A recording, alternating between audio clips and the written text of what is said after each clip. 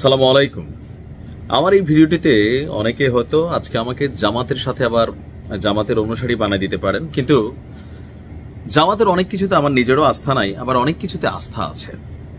যেমন ধরেন, গতকালকে জামাতের আমির তিনি যেই ঘোষণা দিয়েছেন, এই কথা আমার পুঙ্খানুপুঙ্খ বিশ্বাস হয় যে ঠিকই জামাত যদি ক্ষমতায় যায় এই কাজটা জামাত করবে। অন্তত ওনার এই ঘোষণার পরে বাংলাদেশের বাকি যে রাজনৈতিক দলগুলো আছে এই মুহূর্তে, বিশেষ করে বিএনপি, তাদের জন্য তো একটা হিউজ চ্যালেঞ্জিং ইস্যু এখানে তৈরি হচ্ছে। আমরা যাদেরকে জনগণের প্রতিনিধি বলি, এমপি সাহেবরা, তারা যখন ক্ষমতায় যায় রাষ্ট্রের যত ধরনের সুযোগ সুবিধা আছে ভোগ করা, সাধারণ জনগণের ভোটে যারা কি বলা হয় যে এমপি হয়, তারা কি সাধারণ জনগণের মধ্যে সুযোগ সুবিধা ভোগ করে? জীবনেও না। তারা যে গাড়িগুলো ব্যবহার করে, এগুলা ধরেন কোটি কোটি টাকার গাড়ি, কিন্তু বিনা শুল্কে তারা এই গাড়িগুলো ক্রয় করার সুযোগ পায়।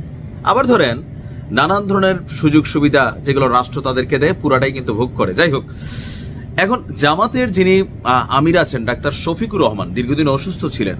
তো অসুস্থতা প্রায় 1.5 মাস পরে তিনি আবার গতকালকে আলোচনায় আসছেন একটা বক্তব্য দিয়ে।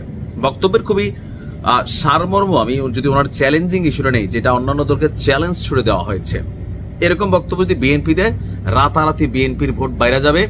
এই বক্তব্য যেই দিবে তার ভোটই বাড়বে। তবে ভবিষ্যতে কতটুকু পালন করবে এটা একটু সন্দিহান, কারণ আমরা আমাদের জুলাই আগস্টের যে নেতাদের দেখি, আজকে যারা এনসিপির বা আরো বিভিন্ন জায়গায় আছেন, সরকারে আছেন, প্রত্যেকে, আওয়ামী লীগের একজন মন্ত্রী ওবায়দুল কাদের যা যা সুযোগ সুবিধা নিছে, নাহিদরা, তারপরে আসিফরা, মাহফুজরা, সব নিচ্ছে, 1 ইঞ্চিও কম নাই। যাই হোক, তবে জামাতের আমির বলছেন ক্ষমতায় গেলে জামাতের কোন সংসদ সদস্য সরকারি প্লট নেবেন না।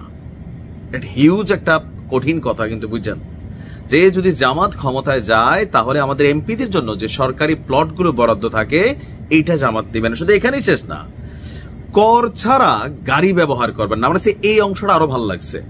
যেমন ধরেন এই যে প্রাডুর মতন দামি দামি গাড়ি, এইগুলা যারা চড়েন, বা আরো উচ্চ রেঞ্জের যে গাড়িগুলো চড়েন আমাদের এমপিরা, মন্ত্রীরা, তারা কিন্তু এটা বিনা শুল্কে এই গাড়িগুলা মানে ক্রয় করার এবং কি চড়ার সুযোগ পায়, ট্যাক্স দিতে হয় না। কিন্তু জামাতের আমির বলছেন যে কর ছাড়া তারা গাড়িও ব্যবহার করবেন না।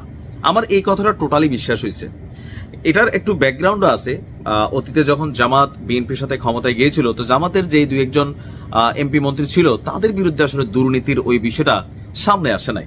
আবার ধরেন জামাতের নেতৃত্বের মধ্যে একটা জিনিস আছে, কি বলা হয় যে জামাতের নেতৃত্বে যাইতে হলে নেতার কাছের লোক হইলে কিন্তু এখানে এক্সট্রা কোনো সুবিধা হয় না, যেমনটা আমাদের অন্যান্য দলে হয়।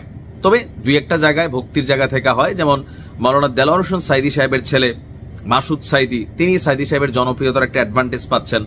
আবার ধরেন গোলাম আজম সাহেবের ছেলে, তারাও কিছুটা ওই যে বাপের নামের পাচ্ছেন। কিন্তু দলীয় কমিটিতে, পদ পদবিতে অথবা র্যাঙ্কগুলো যখন তৈরি করা হয়, সেখানে জামাতের একজন কর্মীকে প্রত্যেকটা ধাপে ধাপে পার হইয়েই কিন্তু এই জায়গাতে আসতে হয়। যার কারণে পরিবার ভিত্তিক যেই একটা দল স্ট্যান্ড করে, লাইক আওয়ামী লীগ অথবা বিএনপি, জামাতের মধ্যে এটা নাই।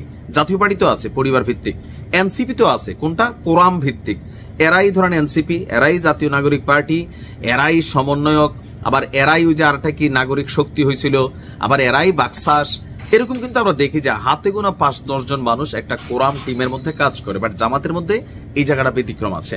এখন কেমন হবে যে আমাদের প্রত্যেকটা দলের রাজনৈতিক নেতারা যদি নির্বাচনী ইশতেহারে ঘোষণা দেন যে হ্যাঁ ভাই, জনগণের ভোটে আমরা কি বলা হয় যে ধরেন এমপি হয়েছি, মন্ত্রী হয়েছি, সো আমরা এক্সট্রা অ্যাডভান্টেজ গুলা নিব না।